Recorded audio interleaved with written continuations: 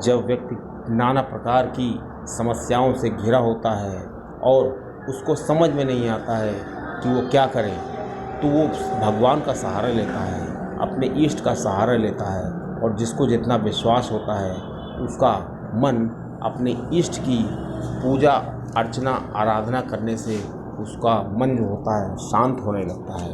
दोस्तों, इसी तरह जो परेशान होने पर जो भक्त श्री माता दुर्गा माता का सहारा लेते हैं और श्री दुर्गा माता की कृपा पाना चाहते हैं, तो दोस्तों इसकी कृपा प्राप्त करने के लिए भक्त को श्री सप्तशती का पाठ करना चाहिए।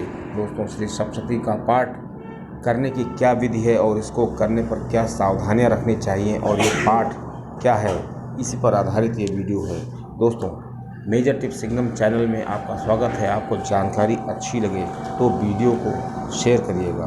दोस्तों, श्री दुर्गा सप्तशती का जो पाठ है वो भक्त को काफ़ी उसकी समस्याओं को आसान कर देता है। और दोस्तों, इस पाठ का मार्कंडेय पुराण से लिया गया है। इसमें लगभग 700 श्लोक हैं और ये कठिन भी है।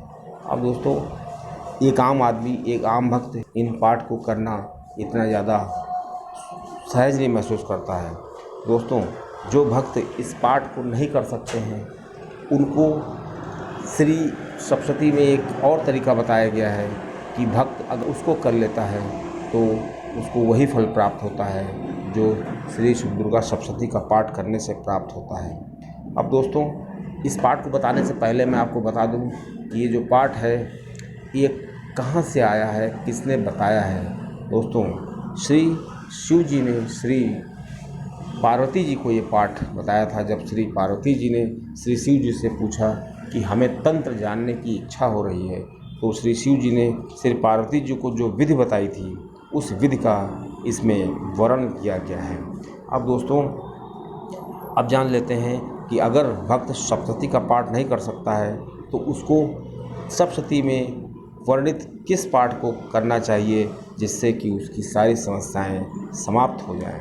दोस्तों, दुर्गा सप्तशती के अंत में श्री सिद्ध कुंजिका स्तोत्र का पाठ होता है। और दोस्तों, ये बहुत ही पावरफुल मंत्र है, स्रोत है, और इसका पाठ करने से मनुष्य को अपने सभी जो समस्याएं चल रही होती हैं उनसे छुटकारा मिल जाता है। अब दोस्तों, सिद्ध कुंजिका स्तोत्र पाठ करने वाले व्यक्ति या भक्त की एक खास बात होनी चाहिए कि उसको पवित्रता का पालन करना बहुत ज़रूरी है। उसका मन और तन पूरी तरीके से पवित्र हो तभी इसका पाठ करना चाहिए। तो वो सप्तशती में जो कवच कीलक का महत्व है उसका एक अपना ही महत्व है। और दोस्तों, अगर कोई कवच कीलक का पाठ नहीं कर पाता है तो उसे कुंजिका स्तोत्र का पाठ करना चाहिए। दोस्तों, देवी कवच का उपदेश श्री ब्रह्मा जी ने मार्कंडेय जी को दिया था। और दोस्तों, इस कवच में अपूर्व शक्ति होती है। दोस्तों, इसमें देवी के नामों को बताया गया है और इन देवी के नामों की अलग अलग व्याख्या की गई है। दोस्तों, जो भक्त इस सप्तशती का पाठ करता है वो हर प्रकार से सुरक्षित हो जाता है, उसकी अकाल मृत्यु नहीं होती है और उसको मुकदमे में जीत प्राप्त होती है और उसके चारों तरफ एक ऑरा उत्पन्न हो जाता है जो ऑरा उसकी नकारात्मक शक्तियों से रक्षा करता है। और दोस्तों, सप्तशती का पाठ करने से मनुष्य को मनचाही वस्तुओं की प्राप्ति होती है। जीवन में जो इच्छा वो करता है वो उसको प्राप्त हो जाती है। उसमें बताया गया है, यम यम चिंतते कामम तम तम प्राप्तो निश्चितम। मनुष्य जिस जिस चीज़ की इच्छा करता है, चिंता करता है, उसको वो निश्चित रूप से प्राप्त होती है। दोस्तों, इसके साथ ही मनुष्य का जो स्वास्थ्य होता है, अगर कोई व्यक्ति स्वास्थ्य के लिए इसको कर रहा है तो उसका स्वास्थ्य भी अच्छा हो जाता है। और तंत्र मंत्र, किसी भी प्रकार का अगर उसको तंत्र मंत्र परेशान कर रहा है या वो तंत्र मंत्र करना चाहता है तो उससे इसे नई दिशा मिलेगी। दोस्तों, मनुष्य की जो गिरा दशा चल रही है, जो संकट चल रहे हैं, वो पूरी तरीके से समाप्त हो जाते हैं। दोस्तों, अब आइए जानते हैं कि इस सप्तशती का पाठ कब करना चाहिए। दोस्तों, श्री दुर्गा सप्तशती का पाठ करने का उचित समय सवेरे का है। अगर सुबह एकदम भोर में ना कर पाएँ तो मिडनाइट में इसका पाठ करना बहुत ही ज़्यादा अब महत्वपूर्ण माना जाता है। अब दोस्तों आइए पाठ कैसे करते हैं, उसमें क्या चीज़ें सावधानी रखनी चाहिए। दोस्तों सबसे पहले हमें घी या तेल का दीपक जलाना चाहिए और एक पात्र में जल ले लेना चाहिए और जल कभी स्टील के बर्तन में नहीं लेना चाहिए।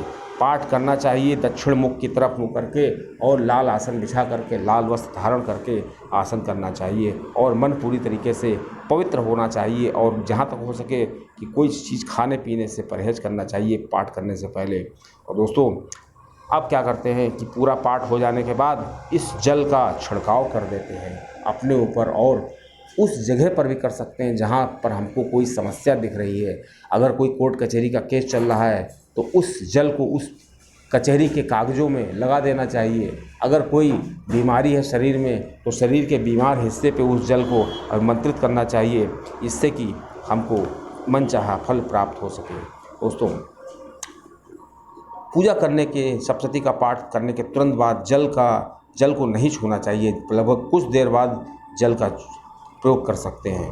दोस्तों ये अमोघ प्रयोग भी है एक। अगर हम इस अभिमंत्रित जल जो हमने दुर्गा पाठ किया उसके बाद जो जल प्राप्त होता है, उस जल का अमोघ प्रयोग आप कर सकते हैं। वो इस प्रकार है कि एक भोजपत्र ले, एक भोजपत्र पर अनार की कलम से और अष्टगंध की स्याही से अपनी मनोकामना, अपनी इच्छा को पूरी करने के जो आप ये प्रण लिए हैं उसको उसमें लिखें और गले में धारण कर लें।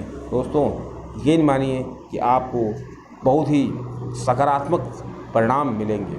दोस्तों जो भक्त इस सप्तशती का पाठ करता है उसको सात्विक रहना बहुत ही श्रेयकर होता है, क्योंकि अगर वो प्याज, लहसुन, मदिरा, मांस का सेवन नहीं करता है तो इसका अच्छा परिणाम मिलता है। और जहाँ तक हो सके तो स्त्री से दूर रहना चाहिए।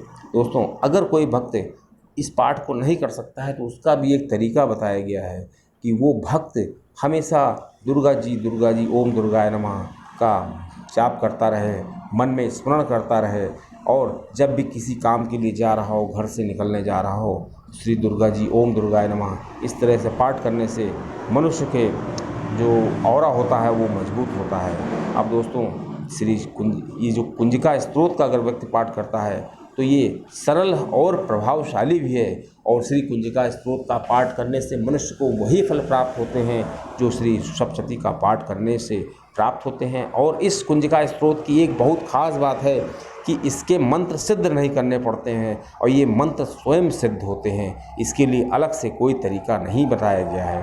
दोस्तों अब जानते हैं कि इससे हमको क्या क्या लाभ तत्काल रूप में प्राप्त होते हैं बिना किसी मांग के। दोस्तों जो भक्तों की वाणी सरल हो जाती है, मन शांत हो जाता है और उसके अंदर एक असीम ऊर्जा का संचार होने लगता है। दोस्तों इससे करने से मनुष्य को, जो भक्त होते हैं, उनको किसी भी प्रकार के तंत्र मंत्र का प्रभाव या कोई भी प्रकार की बाधाएं उसको घेर नहीं पाती हैं। दोस्तों इस पाठ को करने का सही समय रात का होता है। अगर कोई भक्त रात को ये पाठ करता है तो ये काफ़ी ज़्यादा प्रभावकारी माना जाता है। और दोस्तों इस कुंजिका स्तोत्र के बारे में जान लेते हैं। दोस्तों इस कुंजिका स्तोत्र, सिद्ध कुंजिका स्तोत्र जो है, इसमें जो मंत्र है वो सिद्ध कुंजिका मंत्र है। दोस्तों उस मंत्र का 108 बार जाप करना चाहिए। अगर हम केवल मंत्र का जाप करते हैं तो वो सिद्ध कुंजिका मंत्र हो गया, और अगर सिद्ध कुंजिका स्तोत्र की बात करते हैं तो मंत्र सहित अगर उसका पाठ करते हैं तो सिद्ध कुंजिका स्तोत्र हो गया। और दोस्तों इसमें एक बीज मंत्र भी है, उसका भी कम से कम 11 बार जाप करना चाहिए। उस बीज मंत्र में वो इस तरह होता है, अंग कंग चंग टंग टंग पंग यंग शंग बिंग दुंग एंग बिंग हंग छंग धिजाग्रम प्रोटे धीतम कुरु स्वाहा। दोस्तों इस मंत्र में सभी देवताओं को आवाहन किया गया है और ये बताया गया है कि सभी देवता, यहाँ तक कि श्री माता जी, श्री दुर्गा जी, ये सभी हमारी समस्याओं को त्रोटे मतलब धीरे धीरे समाप्त करके हमारे अंदर प्रज्वलित हो जाएं और हमारे अंदर एक शक्ति का संचार करें। दोस्तों श्री शिव जी श्री पार्वती जी को बता रहे हैं, कह रहे हैं कि सिद्ध कुंजिका स्तोत्र का पाठ करने से, मंत्र से श्री चंडी जी की साधना जो होती है वो स्वयं सिद्ध हो जाती है।